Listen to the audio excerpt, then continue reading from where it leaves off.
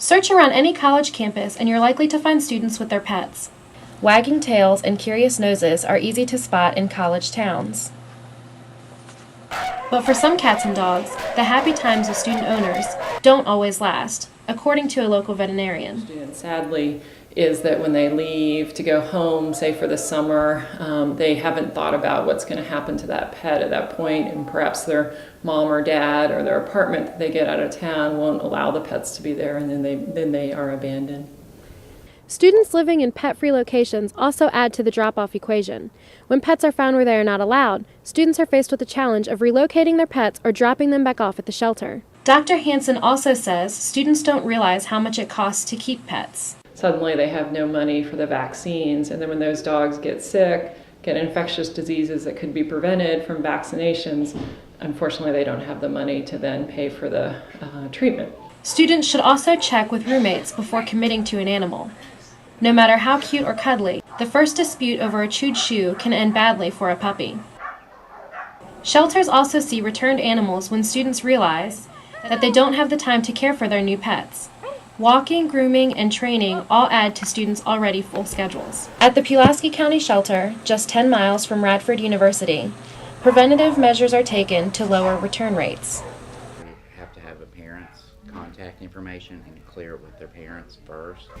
We also check too that they're allowed where they live. According to staff at the shelter, which currently houses about 80 animals and adopts out about 13 animals a month, these regulations boost the success rate of animals finding permanent homes. Maria Medina, NRV News.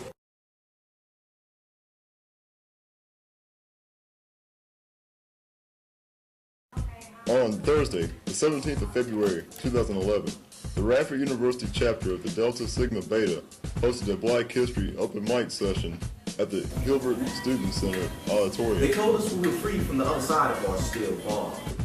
The group, along with a couple of other individuals, formed a circle on stage and shared music, poetry, stories, and passages from the Bible related to African American culture and history. Thinking I was doomed to prove all the love I gave.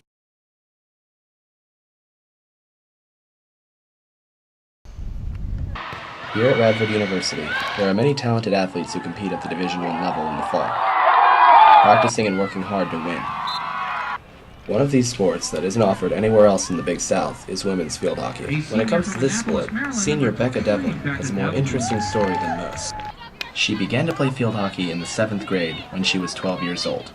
I used to do competitive gymnastics I started when I was 2 and competed until I was 10.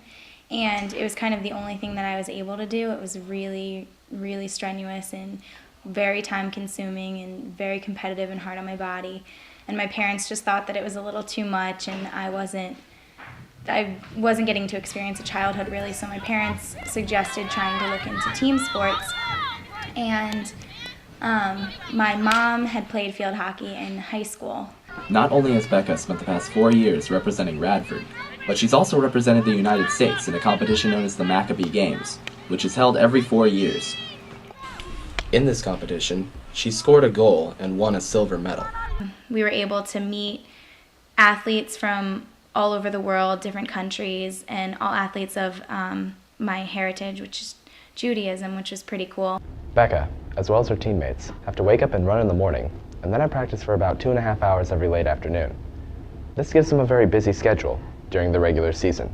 I got a wake-up call when I wasn't able to travel with the team one weekend. We have travel teams because of finances, and sometimes 3 or 4 girls have to stay home for the weekend. And one weekend I was one of them because I just wasn't putting it in, and my coach saw it. So I had to stay home, and I really had to think about, is this something that I want to do? Is this something that I'm ready to do and I'm prepared to do? And can I take the 6:30 a.m. runs? Can I push myself to get back on the field? And I made the decision that it really was important to me.